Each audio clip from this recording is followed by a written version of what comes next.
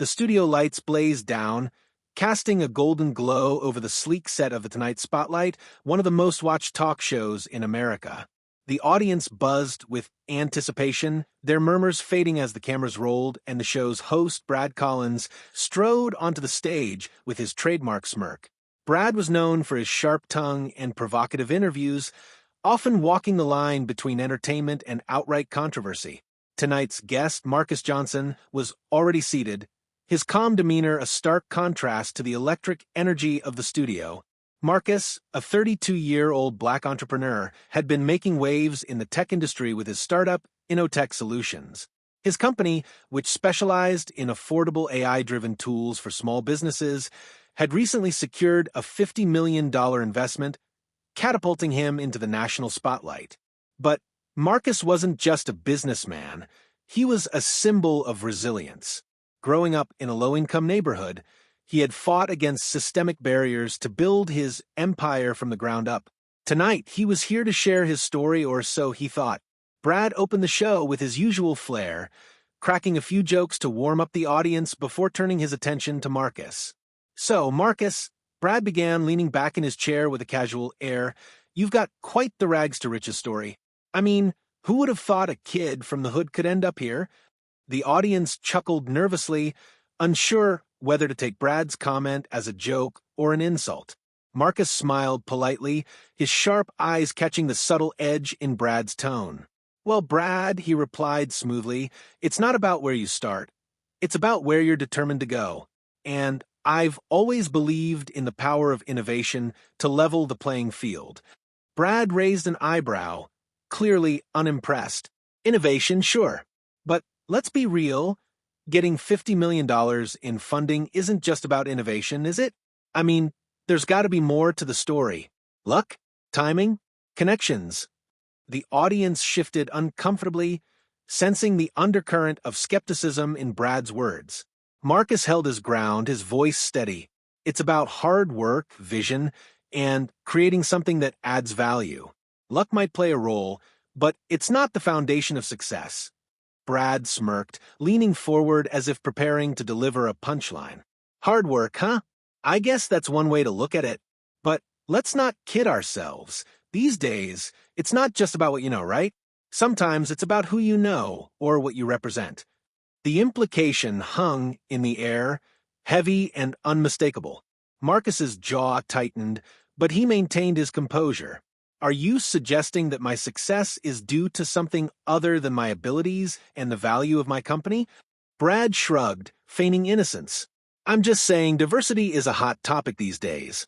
Companies are under a lot of pressure to look inclusive. Surely that played a role in your funding, didn't it?" The audience fell silent, the tension palpable. Marcus took a deep breath, his mind racing. He had expected tough questions, but this was something else entirely. Brad's words weren't just dismissive. They were loaded with prejudice, undermining everything Marcus had worked for. As the seconds ticked by, Marcus made a decision. He wasn't going to let Brad's insinuations go unchallenged. Leaning forward, he locked eyes with the host, his voice calm but firm. "Brad, I think it's important to address what you're really implying here. Because if you're suggesting that my success is due to anything other than my hard work and the merit of my company, then we need to have a very different conversation." The audience erupted into applause, but Brad's smirk faltered. The stage was set for a confrontation that would leave America talking, and Marcus was ready to make his stand. The applause from the audience faded into an uneasy silence, the air thick with tension. Brad Collins, momentarily caught off guard by Marcus's direct response, quickly regained his composure, his smirk returning as he leaned back in his chair. "Well, Marcus," he said, his tone dripping with faux curiosity, "I'm just asking the questions everyone's thinking. No need to get defensive."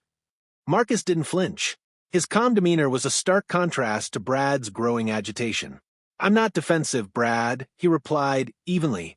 "But when the questions being asked are rooted in bias, it's important to address that bias head-on. Otherwise, we're just perpetuating the same stereotypes that hold people back." Brad chuckled, though it lacked his usual confidence. "Bias? Come on, Marcus. I'm just being realistic. You've got to admit, it's not every day we see someone from your background achieving this level of success. Isn't it fair to ask how it happened? Marcus's eyes narrowed slightly, but his voice remained steady. What exactly do you mean by my background, Brad? Are you referring to the fact that I grew up in a low-income neighborhood? Or are you talking about the color of my skin? The audience gasped, the question hanging in the air like a thunderclap. Brad shifted uncomfortably in his seat, his smirk faltering once more. I didn't mean it like that, he stammered, though his tone suggested otherwise. I'm just saying your story is unusual. That's all. Unusual? Marcus repeated, his voice rising slightly. What's unusual about hard work and determination? What's unusual about someone overcoming obstacles to achieve their dreams? Or is it only unusual when that someone looks like me? Brad opened his mouth to respond, but Marcus wasn't finished. Let me ask you this, Brad. When a white entrepreneur secures funding, do you question whether it's because of their connections or their race? Or do you simply accept that they earned it through talent and hard work? The audience erupted into applause, but Brad held up a hand, trying to regain control of the conversation. All right, he said, forcing a laugh. Let's not make this about race. I'm just trying to have a candid conversation here. But it is about race, Marcus shot back, his voice firm. Because whether you realize it or not, your questions are rooted in the assumption that someone like me doesn't belong here. That my success is somehow less legitimate because of where I come from or what I look like. And that's a problem. Brad's face flushed, his frustration evident. Look, Marcus, I'm not here to argue with you. I'm just trying to get to the truth. The truth. Marcus leaned forward, his gaze piercing. The truth is that I've worked tirelessly to build my company. The truth is that I've faced countless obstacles. Obstacles that many people in this room can't even imagine. And the truth is that my success isn't unusual. It's the result of perseverance, innovation, and a refusal to let anyone tell me I can't achieve my dreams. The audience erupted into cheers, their support for Marcus undeniable. Brad, clearly rattled, tried to steer the conversation in a different direction. All right, let's move on, he said, his tone dismissive. Tell us about your company. What exactly does Innotech Solutions do? Marcus paused, sensing the shift in tone. He knew Brad was trying to regain control, but he also knew he had made his point. Innotech Solutions creates affordable AI tools for small businesses, he began, his voice calm but confident. We're leveling the playing field, giving entrepreneurs the tools they need to compete in today's economy. Because at the end of the day, Brad, success shouldn't be determined by where you come from or what you look like. It should be determined by your ideas, your drive, and your willingness to make a difference. The audience rose to their feet, their applause deafening. Brad forced a smile, but it was clear he had been outmatched. The confrontation had left him shaken, and America was watching. The applause from the audience was thunderous, a wave of support that seemed to shake the very foundations of the studio. Marcus Johnson remained seated, his expression calm but resolute as Brad Collins shifted uncomfortably in his chair. The host's usual confidence had been replaced by a visible unease. His smirk now a forced smile that didn't reach his eyes. He cleared his throat, attempting to regain control of the interview, but the energy in the room had shifted irrevocably. All right, Marcus, Brad began, his tone noticeably softer. Let's talk about your company. Innotech Solutions, impressive stuff. But surely you've faced challenges along the way. I mean, not everyone believed in you, right? Marcus leaned back slightly, his gaze steady. Of course, there were challenges, he replied. But challenges are just opportunities in disguise. Every no I heard was a chance to prove myself. Every obstacle was a lesson in resilience. Brad nodded, though his expression suggested he was searching for a way to steer the conversation back into safer territory. Resilience, sure. But let's be honest, some people just don't have what it takes to succeed in your industry. It's highly competitive, after all. What makes you different? Marcus's eyes narrowed slightly, sensing the subtle jab beneath Brad's words. What makes me different? He repeated, his voice firm. I'll tell you what makes me different, Brad. I don't quit. I don't let anyone tell me what I can or can't achieve. And I don't let bias or prejudice define my worth. The audience erupted into applause once more, but Brad held up a hand, his frustration beginning to show. All right, Marcus, we get it. You're determined. But let's not pretend that determination is all it takes. There are systemic barriers in place, barriers that some people just can't overcome, no matter how hard they try. Marcus's jaw tightened, but his voice remained calm. Systemic barriers exist, Brad. That's undeniable. But the problem isn't the barriers themselves. It's the people who refuse to acknowledge them. It's the people who dismiss the struggles of others because they've never had to face those struggles themselves. Brad's face flushed, his patience wearing thin. Are you saying I don't understand your struggles?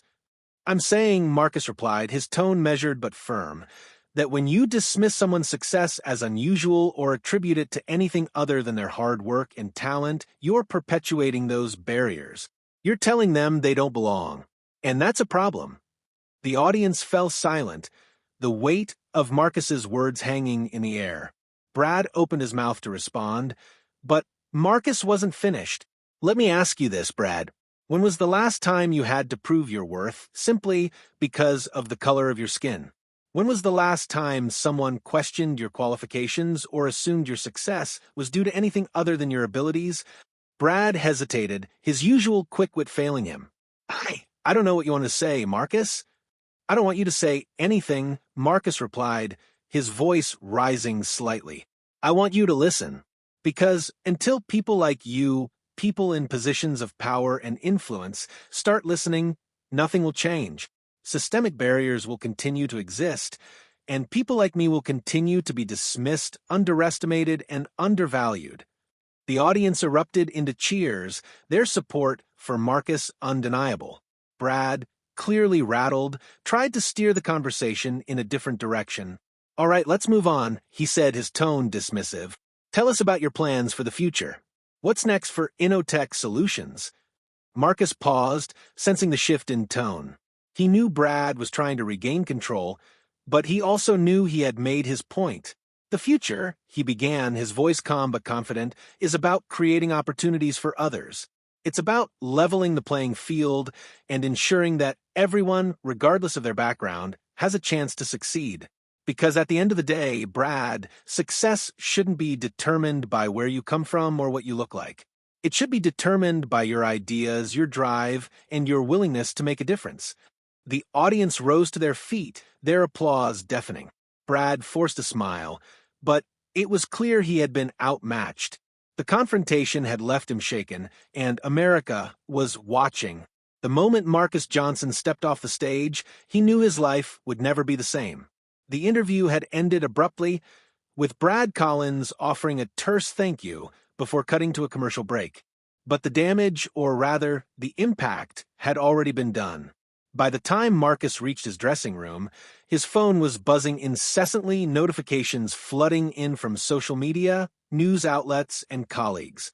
The clip of his confrontation with Brad was already going viral. Within hours, #MarcusJohnson began trending on Twitter. The video, captioned with phrases like "Black entrepreneur shuts down TV host" and "the response America needed," had been viewed millions of times. Comments poured in from people of all backgrounds, praising Marcus for his poise, his courage, and his unflinching honesty. Finally, someone said what we've all been thinking. One tweet read, "Marcus Johnson is the voice we need right now," said another. But not everyone was supportive. Critics accused Marcus of playing the race card and dismissed his comments as an overreaction. Brad was just asking questions, one commentator wrote. Why does everything have to be about race? Yet, even these detractors couldn't stop the tidal wave of support for Marcus.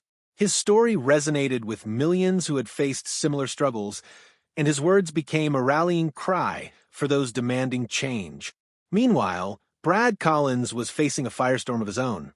Social media users dissected his every word, accusing him of racism, bias, and outright disrespect. Hashtags like hashtag boycott Brad Collins and hashtag fire Brad began trending, and sponsors of the Tonight Spotlight started distancing themselves from the show. Brad's attempts to defend himself only made things worse. In a hastily written tweet, he claimed, "I was just doing my job as a journalist. No offense was intended." But the public wasn't buying it. "Your job isn't to belittle people," one user replied. "Do better." As the backlash grew, Marcus found himself thrust into the national spotlight. News outlets clamored for interviews, and talk shows lined up to book him. But Marcus wasn't interested in fame or notoriety. For him, this was about something bigger. "This isn't just my story," he told a reporter during a phone interview. "This is the story of millions of people who've been told they don't belong. If my experience can help shine a light on that, then I've done my job." In the days that followed, Marcus used his newfound platform to amplify his message. He announced the launch of the Innotech Foundation, a nonprofit aimed at providing resources and mentorship to minority-owned businesses. "We need to create opportunities for the next generation," he said during a press conference. "Because talent is everywhere, but opportunity isn't. That's what we're here to change." The response was overwhelming. Donations poured in, and prominent figures from the tech industry and beyond pledged their support. Even some of Brad's former colleagues reached out to Marcus, offering their apologies and their assistance. "What you said needed to be said," one veteran journalist told him. "Thank you for saying it." As for Brad, the fallout continued. Ratings for the Tonight Spotlight plummeted, and the network announced an internal review of the show's practices. Rumors swirled that Brad might be replaced, though no official statement was made. In a rare moment of reflection, Brad issued a public apology, acknowledging that his questions had been insensitive and inappropriate. But for many, it was too little, too late. By the end of the week, Marcus had become more than just a successful entrepreneur. He was a symbol of resilience, a voice for the voiceless, and a catalyst for change. His confrontation with Brad had sparked a national conversation about race, privilege, and the barriers that still exist in America. And while the road ahead was long, Marcus was determined to keep pushing forward. As he stood on the balcony of his hotel room, overlooking the city lights, Marcus allowed himself a moment of quiet reflection. The fight wasn't over, but for the first time in a long time, he felt hopeful. America was watching, and the world was listening. And Marcus Johnson was just getting started. 6 months had passed since Marcus Johnson's explosive interview on the Tonight Spotlight, and the ripple effects of that night were still being felt across the nation. What had begun as a tense confrontation on a TV stage had evolved into a movement, one that challenged systemic inequality, celebrated resilience, and redefined what it meant to succeed in America. Marcus, once a rising entrepreneur, had become a household name, a symbol of hope and empowerment for millions. Innotech Solutions, Marcus's brainchild, had grown exponentially. The 50